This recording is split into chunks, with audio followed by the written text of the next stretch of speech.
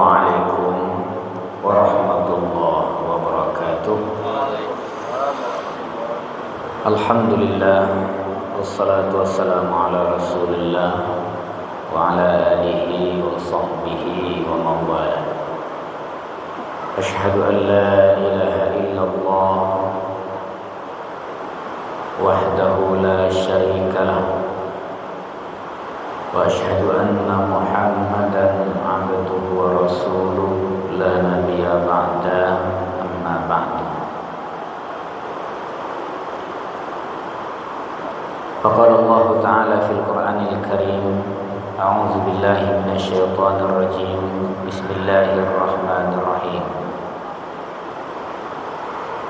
Wa la takunu kallati naqadat ghazlaha min ba'di quwwatin ankasa. Sadaqallahul azim. Al-Quran surat An-Nahl ayat yang ke-92. Bapak-bapak, ibu-ibu, kaum muslimin dan kaum muslimat jamaah salat asar Masjid Taqwa Muhammadiyah Sumatera Barat yang dirahmati oleh Allah Subhanahu wa taala. Tausiah kita pada pertemuan kali ini membicarakan tentang larangan mengeruhkan segala sesuatu hal yang jernih, memutus segala hal yang terhubung, menyerahkan segala hal yang terhimpun.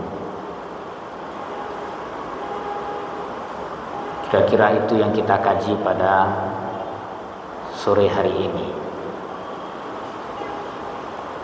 Bapak Ibu yang dimuliakan Allah Subhanahu wa taala, sebagai landasan kaji kita adalah firman Allah yang terdapat di dalam Al-Quran surat An-Nahl ayat yang ke-92. A'udzu billahi minasy syaithanir rajim. Bismillahirrahmanirrahim. Wa la takunu kallati naqadat ghazlaha min ba'di quwwatin ankatha.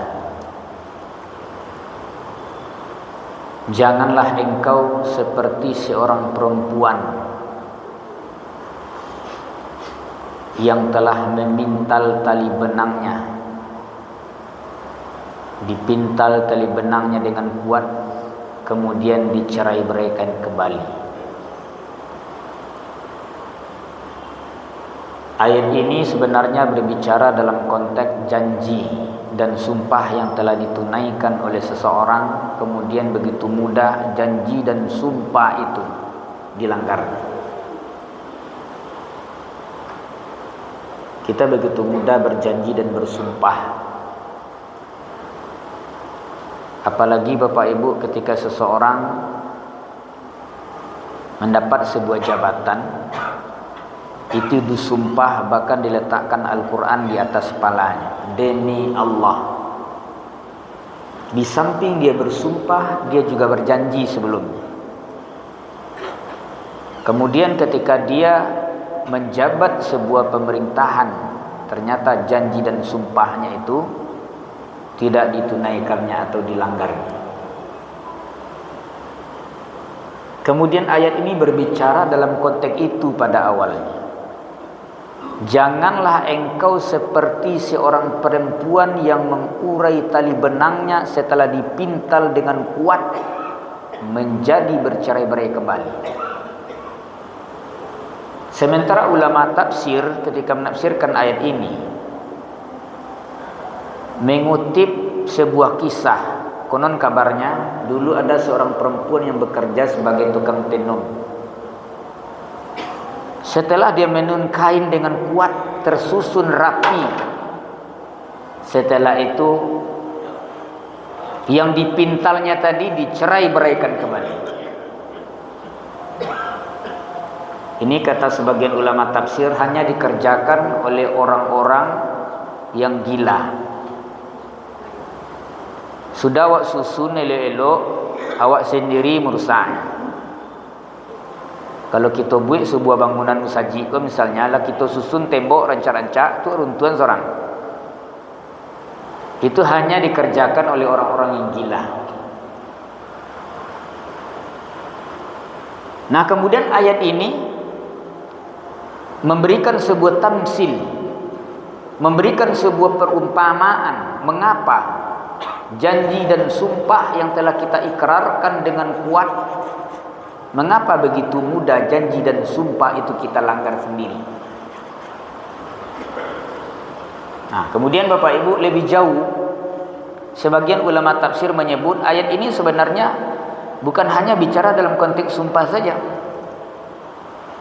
Tapi kalau dilebarkan ayat ini sebenarnya menjangkau segala bentuk apapun yang terhubung. Kemudian begitu mudah dia memutuskan, sementara dia sendiri menghubungkannya. Tali itulah dibuangnya. Putui tali ko dulu nyubuang, atau nyuputui na balik. Ayyakola janiyah. La janiyah ayyakonya karuan balik. La salasai banangko dia ben nyukusinya balik. Jadi kira-kira kalau kita baca dalam konteks sekarang, kita masih berada dalam suasana lebaran sebenarnya. Di bulan puasa, awak laba puasa misalnya Pak, la tarawih malam, karena suasana Idul Fitri itu berhasil ruhani waktu.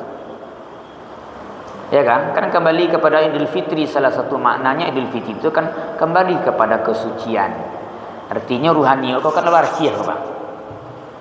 Di bulan Syawal itu ruhani kau berhasil. Janiyahnya kan ada noda dan dosa sebenarnya. Ah, kemudian mengapa kembali ruhani yang bersih tadi kembali kita kotori? Bagi dosa wak, bagi limang wak je dosa balik apa itu? Lah barasia awak Pak, lah mandi awak tibonyo, abe ko nampak kubangan, awak apa kubang lo balik. Mohon maaf Bapak Ibu, tu kan bisa kita cari kabau-kabau di sawah Pak. Kita carilah kabau di sawah. Kabau tu kalau lawan mandin kata piayi, kalau barasia itu Pak. Atau kita bawa kabau ke tengah sawah balik nampak kubangan dia Pak. Liba fikir kabau tu balik tu Pak. Basuh badannya lah berasia. Hah? Nak ada ni pikir-pikir ni kabau ke Pak. Nyoba galimang je lu dua tu balik tu. Ruhani lah berasia. Awak lah Idul Fitri.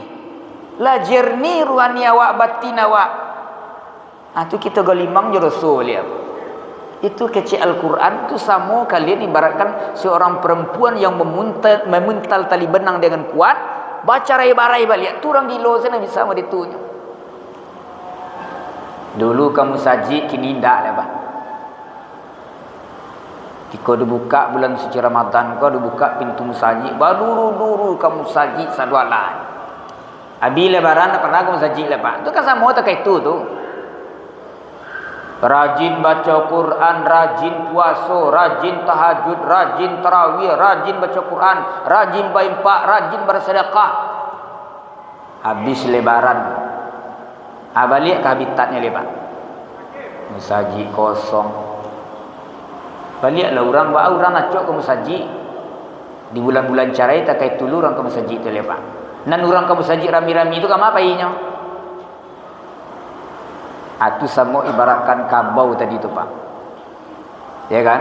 Ala barasia dimandin dirinya sendiri, nampak dia kubangan, hanyalah dia berkubang dengan balik. Bapak Ibu yang dimuliakan Allah, sesuatu hal yang paling berat dalam hidup ini adalah istiqamah. Misalnya Bapak Ibu mencapai prestasi tertinggi itu berat. Juara satu tu barik Bapak Ibu. Ya kan? Mencapai ghufira lahu ma taqaddama min zambi itu kan barik tu. Mencapai kesucian ruhani itu kan barik tu. Ba nak barik Pak puasa sebulan mah paca-paca bibiau renyo. Pucek mungkuk renyo nak barik kerja tu. Sehingga kembali kepada Idul Fitri itu kesucian. Mempertahankan kesucian itu jauh lebih berat dari meraihnya. Kalau anak awak sekolah Pak juara 1 itu susah mencari itu Pak. Anak awak di pasu barajar Pak juara 1. Tapi mempertahankan juara 1 itu jauh lebih berat dari mencapainya. Makanya istiqamah itu paling berat. Istiqamah dengan kesucian ruhani itu jauh lebih berat daripada kita proses membersihkan ruhani itu. Bapak Ibu yang dimuliakan Allah Subhanahu wa taala, saya mengajak kalau kita marasul awak la suci rasul ba. Ya nak, barasia rasulnya awak ndak berusuhnya rasul, maka pertahankanlah kesucian ruhani sampai kita mati, sampai kita wafat kemudian. Sekali lagi menegaskan Pak Ibu, jangan seperti kabau di sawah. Sekali lagi Pak, la mandi la barasia nampak kubangan nyoba kubang balik. Badoso bagalimang juruso balik. Dan itu hanya dilakukan oleh orang-orang gila saja. Demikian, semoga bermanfaat kajian singkat kita asar ini. Wabillahi taufiq wal hidayah. Assalamualaikum warahmatullahi wabarakatuh.